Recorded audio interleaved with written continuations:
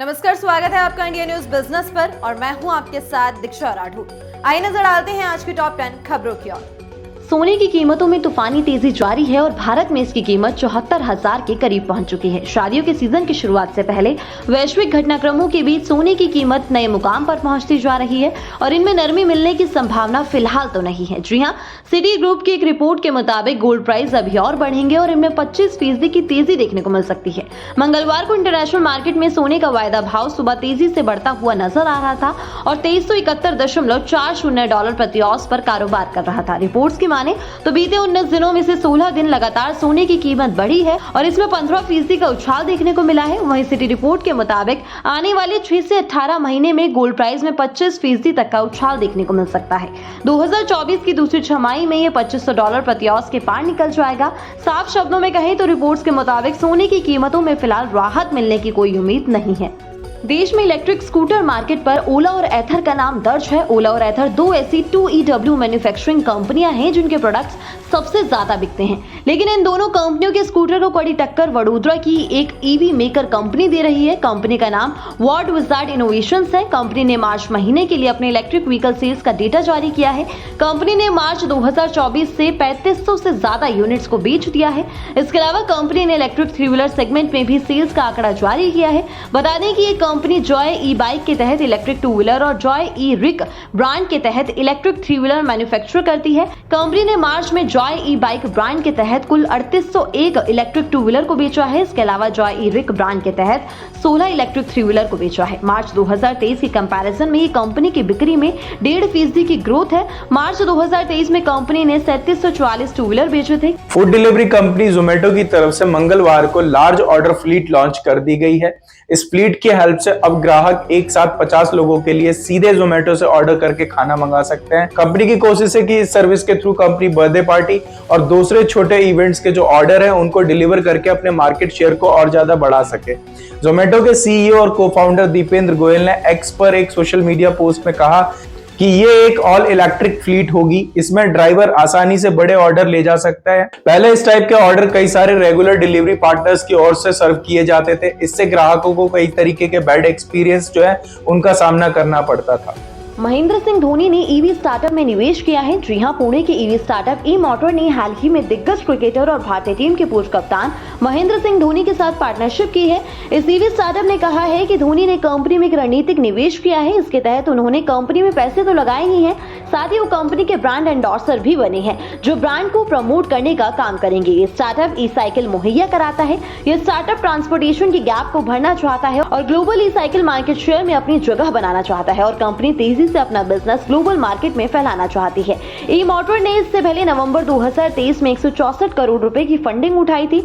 इन पैसों का इस्तेमाल कंपनी की मैन्युफैक्चरिंग कैपेसिटी को बढ़ाने के लिए किया गया था। साथ ही कंपनी ने अपनी ग्लोबल रीच बढ़ाई थी और अपने रिसर्च डेवलपमेंट फैसिलिटी को बेहतर किया था। बता दें कि इस कंपनी के पूरे भारत में 350 से भी ज्यादा डीलर हैं और करीब 10 एक्सपीरियंस सेंटर भी हैं। कंपनी के भारत के बाहर 8 विदेशों में भी मौजूदगी है। अब तक आपने OTP, QR कोड, बिजली बिल, KYC या लिंक पर क्लिक करवाकर ठगी करने के मामले सुने होंगे, लेकिन अब ये तरीके भी पुराने हो चुके हैं। जालसाजों ने अब लोगों से ठगी का नया तरीका निकाला है। इसके लिए वो जानी मानी कुरियर कंपनी फेडेक्स के नाम का इस्तेमाल कर रही है। फेडेक्स ने विज्ञापन के जरिए इसको लेकर चेतावनी दी है। साथ ही फ्रॉड की आशंका होने पर तुरंत पुलिस से शिकायत करने की सलाह भी दी है। इस स्कैम में फोन पर ठग इंटरनेशनल पार्सल आने की बात कहते हैं कि इस पार्सल में ड्रग्स या प्रतिबंधित दवा मिली है। झांसे में लेने के लिए आपकी पर्सनल इंफॉर्मेशन देते हैं। पूछताछ के लिए स्काइप ऐप डाउनलोड कराते हैं। जालसाज खुद को एनसीबी का पुलिस अधिकारी बताते हैं। कहते हैं कि आपके खिलाफ नारकोटिक पुलिस ने केस दर्ज किया है। केस से बचने और जमानत के तौर पर पैसे मांगते हैं और बेगुनाह होने पर पैसे वापस करने की बात भी कहते हैं। साथ ही जालसाज आपको गिरफ्तार करने की धमकी देता है, जिसके बाद आपके पैसे ट्रांसफर करते ही कॉल कट हो जाती है। तो इस तरह का अनजान कॉल अगर आपके पास आता है तो घबराएं नहीं, इसे इग्नोर करें।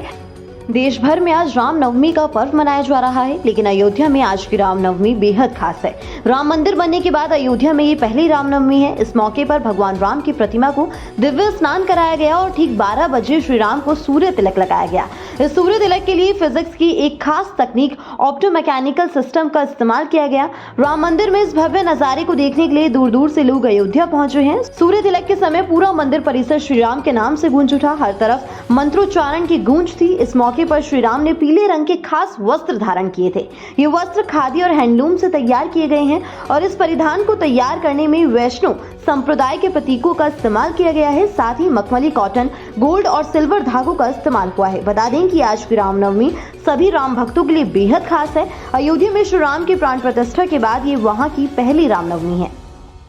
भारत पेट्रोलियम कॉर्पोरेशन लिमिटेड यानी बीपीसीएल ने अपने प्याला टर्मिनल से जेवर एयरपोर्ट के टैंक फार्म तक 35 किलोमीटर लंबी एटीएफ यानी एविएशन टरबाइन फ्यूल पाइपलाइन बिछाएगी।